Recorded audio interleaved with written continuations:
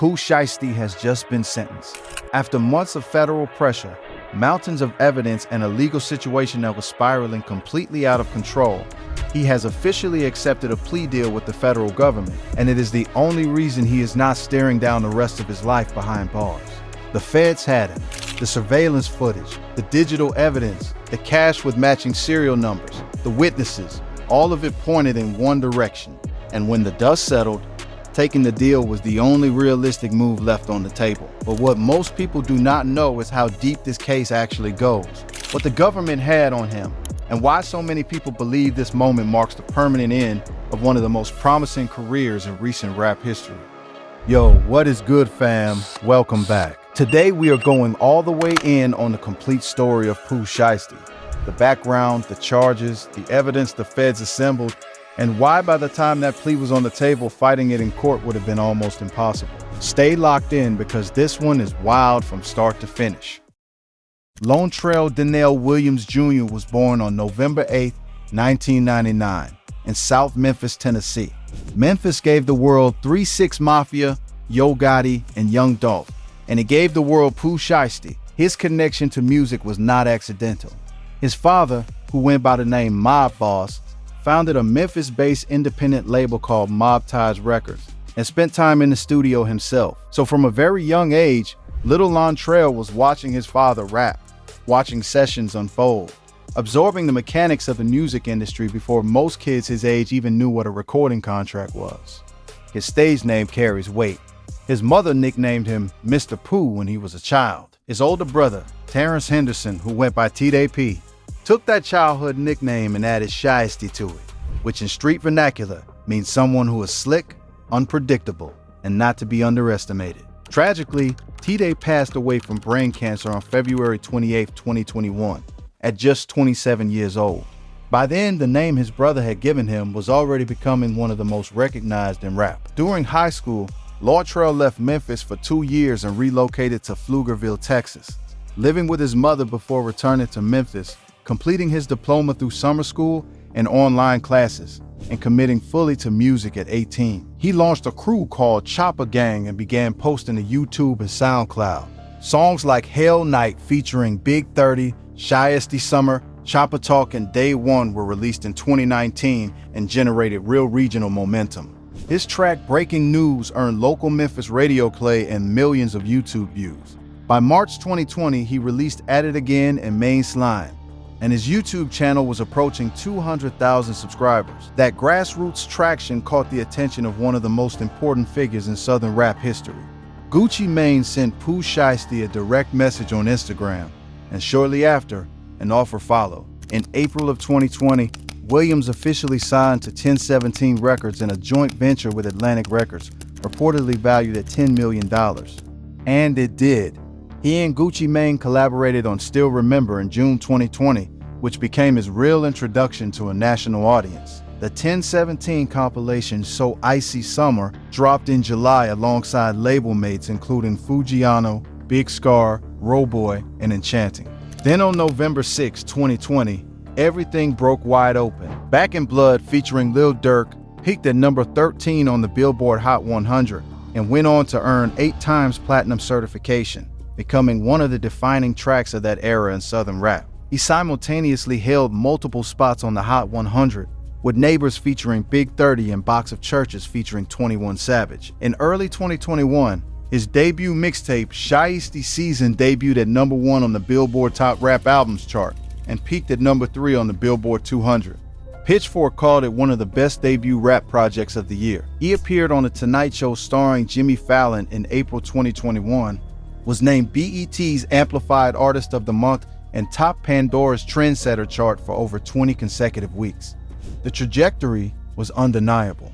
But here is where it gets real spicy, because while all of that was happening publicly, something else entirely was unfolding in the background. On October 9th, 2020, the exact same month that So Icy Gang Volume 1 dropped, and Pooh Shiesty was at the height of his rising momentum, an incident occurred in Bay Harbor Islands, Florida, that would eventually change the entire direction of his life. According to federal court documents and a criminal complaint affidavit signed by an FBI agent, Williams Jr., along with Bobby Brown, a 21-year-old from Memphis, described as his road manager, and Jaden DeRosa, a 20-year-old from Pembroke Pines, Florida, drove to the Landon Hotel in Bay Harbor Islands with the intent to purchase marijuana, codeine, and a pair of high-end athletic sneakers. Williams allegedly arrived in a rented bright green McLaren sports car. Brown rode in the passenger seat. DeRosa followed separately in a black Mercedes-Benz Maybach. The scene outside that hotel looked more like a music video setup than a drug deal. But what happened next was anything but entertainment. Federal surveillance footage later recovered from the scene showed the McLaren and Maybach pulling into the parking lot. One of the sellers approached Williams and handed him a bag of marijuana. A second seller handed him a shopping bag containing the sneakers. Then, according to prosecutors, things turned violent. Williams allegedly pulled out a Draco subcompact weapon and fired, striking a 28-year-old man identified in court documents as Brandon Cooper in the buttocks. Cooper survived. Williams and his co-defendants then drove away from the scene, taking the sneakers and marijuana without paying for them. As the McLaren sped off, a Louis Vuitton bag containing $40,912 in cash allegedly fell out of the driver's side of the vehicle onto the hotel parking lot. That cash would become one of the most important pieces of evidence in the entire case. Investigators said they were able to link the money directly to Williams by matching the complete serial number on one of the recovered $100 bills to a bill that had been photographed in an Instagram post Williams made just days before the incident. The post featured several long rifles and what prosecutors described as a plethora of $100 bills. And one of those bills in the frame had a serial number that was fully legible. That matching serial number was not circumstantial. It was digital, traceable, and devastating for the defense. On top of that, federal agents said Williams' own Instagram account showed photographs of a green McLaren that matched the one captured on surveillance video during the shooting. Williams was initially arrested in connection with the Bay Harbor incident on October 13, 2020, and faced state charges in Miami-Dade County. He was released on a $30,000 bond and continued his music career throughout the remainder of 2020 and into 2021, releasing Guard Up in January of that year and continuing his meteoric rise. But then, over Memorial Day weekend in May of 2021, a second incident occurred. Williams was performing at the King of Diamonds strip club in Miami when cash was allegedly knocked out of his pocket during the performance. When people in the crowd began scrambling to collect the scattered bills, prosecutors say Williams drew a weapon and fired a shot that struck a security guard in the ankle. He was arrested on June 9, 2021, and charged by Miami-Dade State with aggravated assault. He was denied bond on a King of Diamonds charge. Weeks later, a federal grand jury returned an indictment in the Landon Hotel case. On June 29, 2021, he made his first appearance in federal court in Miami before Magistrate Judge Edwin G. Torres, who ordered him held without bond. The FBI Miami field office led the investigation with assistance from ATF Miami, Miami-Dade Police, and Bay Harbor Islands Police. Assistant U.S. Attorneys Ariel Klepax and Ignacio J. Vasquez Jr. handled the prosecution. The indictment contained 4 counts. Count 1 was conspiracy to possess a firearm in furtherance of crimes of violence and drug trafficking. Count 2 was discharging a firearm in furtherance of a crime of violence, which carried a mandatory minimum of 10 additional consecutive years, and depending on the total offense level under federal sentencing guidelines, could result in life imprisonment. Pooh Shiesty, at 21 years old, was facing the very real possibility of never walking free again. His defense team, led by attorney Bradford Cohen, challenged the indictment aggressively. They argued that ballistic and forensic evidence proved Williams was not the person who fired the weapon. They pointed to the angle of the victim's wound, arguing it entered the lower left buttocks at a downward slope, and that the geometry of that trajectory was physically inconsistent with a shot fired from someone seated in the McLaren's driver position. They also argued that the victim, Brandon Cooper, was not simply an innocent seller, but was in fact later indicted himself on suspicion of participation in an elaborate bank fraud scheme, which Cohen said changed the dynamics of the case significantly. Those developments began shifting the prosecution's leverage. Meanwhile, the King of Diamonds state case in Miami-Dade was deteriorating for prosecutors on its own. Law enforcement sources told Rolling Stone there were inconsistencies with witness testimony in that case. And in a coordinated resolution, the Miami-Dade state attorney ultimately closed the King of Diamonds case with what is known in legal terms as a no-action designation on January 5, 2022. just one day after Williams entered his federal plea in the land and hotel case. Because on January 4, 2022, Pooh Shiesty formally pleaded guilty to count 1 of the federal indictment, conspiracy to possess a firearm in furtherance of crimes of violence and drug trafficking. In exchange for that plea, federal prosecutors dropped the remaining 3 counts, including the count carrying the potential life sentence. Magistrate Judge Lauren Fleischer Louis accepted the plea in a Miami federal courtroom. She warned Williams directly during the hearing that the non-binding sentencing recommendation in the plea agreement, which suggested a maximum of no more than 97 months, was not guaranteed. Judge Fleischer Lewis told him that if the sentencing judge imposed a higher sentence, he would not be permitted to withdraw the plea on those grounds. Williams responded that he understood. Now here is why that plea agreement, despite representing a conviction, was actually the smartest possible legal outcome available to him. Federal criminal prosecutions operate very differently from state prosecutions. The federal conviction rate in contested jury trials consistently runs above 90%. The sentencing guidelines are calculated using a complex point system that accounts for the offense, criminal history, aggravating factors like weapon use, and whether the defendant accepts responsibility by pleading guilty. That acceptance of responsibility reduction alone typically removes 3 points from the total offense level, which can translate to years off the final sentence. Defense attorney Bradford Cohen argued before sentencing that the correct offense level for Williams, based on defense evidence, should produce a guideline range of no more than 37 to 46 months. Prosecutors sought 8 years. The final hearing took place on April 20, 2022, before U.S. District Chief Judge Kevin Michael Moore in Miami Federal Court. Cohen reiterated that Williams was not the shooter, arguing the government's own theory made no logical sense given Williams' documented net worth of over $3 million at the time of the incident. Judge Moore sentenced Williams to 63 months in federal prison, or 5 years and 3 months, followed by 3 years of supervised release. Cohen told Rolling Stone that Williams was satisfied with the outcome given the stakes. The 3 drop counts, including the life sentence exposure, were the real victory. Under federal law, inmates who maintain good conduct can earn up to 54 days per year in sentence reduction credits.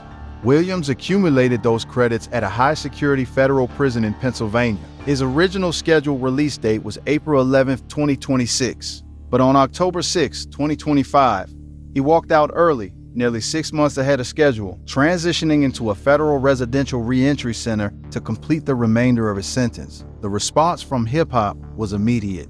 Fans flooded social media, DJ Academic's platforms exploded with reaction content. Memphis celebrated. On November 5th, 2025, Pooh Shiesty posted to his Instagram story from a high-rise balcony, flashing his ankle monitor and telling the world, "Studio, studio, studio, studio. Record studio." The clip went viral within hours. By December 12th, 2025, his comeback single FDO, standing for First Day Out, was officially released. The music video opened with a message from his mother and footage from the moment he walked out of federal custody.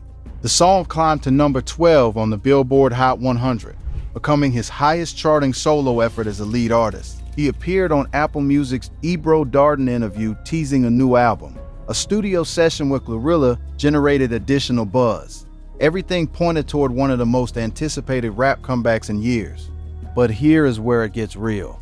And this is where the story shifts from a redemption arc into something that left the entire hip-hop community stunned. According to the U.S. Department of Justice and the U.S. Attorney's Office for the Northern District of Texas, on January 10, 2026, Pooh Shiesty and 8 co-conspirators allegedly traveled to Dallas, Texas to attend what appeared to be a legitimate business meeting at a music studio on Dallas Parkway. The 3 victims, including Gucci Mane, whose legal name is Radrick Davis, flew into Dallas believing they were attending discussions about the terms of Williams' recording contract with 1017 Records. Prosecutors alleged that Williams had grown unhappy with the terms of his deal and had been seeking a release. Instead of pursuing legal channels, the government alleged he chose a different approach entirely. According to the federal criminal complaint affidavit and subsequent court documents, once the victims were inside the recording studio, Williams Jr. pulled Gucci Mane separately into a private recording room. Already waiting inside that room were Williams' father, Lone Trail Williams Sr., and rapper Big 30, whose legal name is Rodney Wright Jr. Williams allegedly produced contract termination paperwork and instructed Gucci Mane to sign it. When Gucci Mane refused and an argument broke out, prosecutors alleged Williams pulled an AK-style pistol and pointed it directly at him, forcing him to sign. Prosecutors further alleged that another defendant, DeMarcus Glover, stood nearby holding a firearm as Gucci Mane was forced to verbally confirm the termination on camera, stating, "I signed the paper. It's done." Meanwhile, according to the DOJ, the remaining 6 co-conspirators in the control room produced their own firearms and robbed the other 2 victims of Rolex watches, jewelry, cash, and other high-value items. One victim was allegedly choked to near unconsciousness. Defendant Rodney Wright Jr., Big 30, was alleged to have barricaded the studio door with his body to prevent any of the victims from escaping. When investigators tallied the alleged stolen property, the total came to approximately $450,000, including Gucci Mane's wedding ring, watch, earrings, and a significant amount of cash. And incredibly, according to prosecutors, within hours of leaving the Dallas studio, multiple defendants posted to their social media accounts displaying what appeared to be some of the stolen jewelry. One defendant's account showed what investigators believe was a Rolex taken during the robbery. Another showed a defendant wearing purportedly stolen pieces. Those posts were cited directly in the federal complaint documents released by the DOJ. The DOJ also alleged that Williams was in clear violation of his supervised release conditions at the time of the alleged Dallas incident. Court records from the Northern District of Texas note that Williams was still on home confinement for his prior Southern District of Florida firearms conspiracy conviction, which explicitly prohibited him from committing new criminal offenses or possessing firearms. Prosecutors further alleged in subsequent court filings that Williams had been able to travel to unapproved locations because he was allegedly involved in an inappropriate relationship with at least one of his case supervisors, who was later terminated from their position. Text messages submitted in the case allegedly showed Williams discussing being, quote, high and drunk, which would independently constitute a probation violation. Investigators tracked Williams using multiple overlapping evidence streams, including cell phone data, GPS location information, surveillance footage from the studio, social media activity, and the contract documentation they were working to obtain. FBI agents coordinated across multiple federal districts, including the Western District of Tennessee, the Middle District of Tennessee, and the Eastern District of Texas, reflecting the geographic scope of the suspect's movements. On April 1st and April 2nd, 2026, law enforcement moved simultaneously. FBI Memphis executed search and arrest warrants at a home in the Memphis suburb of Cordova. Arrests were made across Dallas, Nashville, Atlanta, and Memphis. All 9 defendants, including Pooh Shiesty, his father Lontrell Williams Sr., Big 30, Kadarius Waters, Terrence Rogers, Demarion Gibson, DeMarcus Glover, Corday Johnson, and Darian McDaniel were taken into custody. U.S. Attorney Ryan Raybould for the Northern District of Texas named Williams Jr. as the ringleader of the alleged operation. On April 8, 2026, Williams appeared in a Dallas federal courtroom before a judge who ordered him held without bond and found probable cause supporting the charges. His defense attorneys pointed to what they described as significant holes in the government's case, including the fact that at that early stage the FBI had not yet interviewed Gucci Mane or the other victims directly and had not yet obtained the physical contract allegedly signed during the confrontation. Williams was seen repeatedly shaking his head in court as FBI testimony was delivered. He filed a motion to change attorneys at the end of April, which was granted. His original lead attorney, Bradford Cohen, who had represented him in the Florida case, did not respond to media requests for comment. But here is the real kicker though.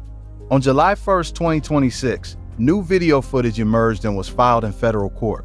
Prosecutors submitted what they described as cell phone footage captured during the alleged kidnapping itself. The clip, which began circulating across social media after DJ Academics shared it publicly, appears to show Gucci Mane being filmed making a verbal statement about Pooh Shiesty's contract release. And this is where the story gets uncomfortable for a lot of people in hip-hop, because Gucci Mane was not just a random victim. He was the man who signed Pooh Shiesty. He was the man who sent that Instagram DM that started everything, who put him on So Icy Summer, who gave him the platform that made Back in Blood possible. And now Gucci Mane is the central witness in a federal kidnapping case against the same artist he helped build. He gave a statement to Dallas police at the scene on January 10th. Federal investigators have been building around that account ever since. Whether Gucci Mane testifies at the February 2027 trial remains to be seen, but his account of what happened inside that recording room is already woven into the federal complaint. Social media reacted explosively to the video. One widely shared comment read, "Pooh Shiesty is facing life in prison when all he had to do was hire a lawyer and renegotiate his contract. Ain't none gangsta about what he did. Crash dummy." Others noted that Davis appeared calm and composed throughout, with one user posting, "NGL, that clip makes Gucci look good. Seemed unbothered like a street vet." Gucci Mane responded musically with a diss track called Crash Dummy, rapping, "Don't bite the hand that feeds you and after all that, boy, you still signed to me." The charges Williams and his co-defendants face in the Northern District of Texas are conspiracy to commit kidnapping and robbery. Each count carries a potential sentence of up to life in prison. Williams has pleaded not guilty to all charges.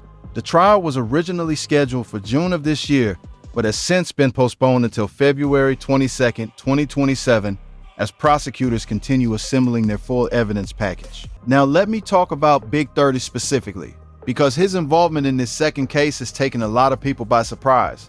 Rodney Wright Jr. and Lontrell Williams Jr. have been inseparable since the beginning. Big 30 was on Pooh Shiesty's very first professional single, Hell Night, in March 2019.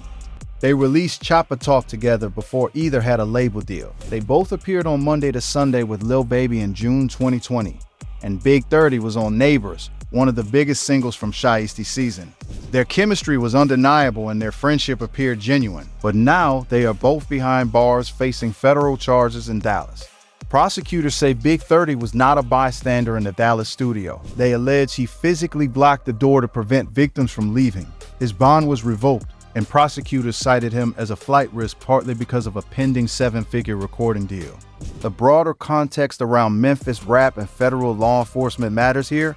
Fugiano, a 1017 Records label mate of Pooh Shiesty's, was sentenced to 2 years in prison in May 2021 for a federal firearms charge, violated his supervised release by possessing a firearm again, and received an additional 10-year sentence in November 2022.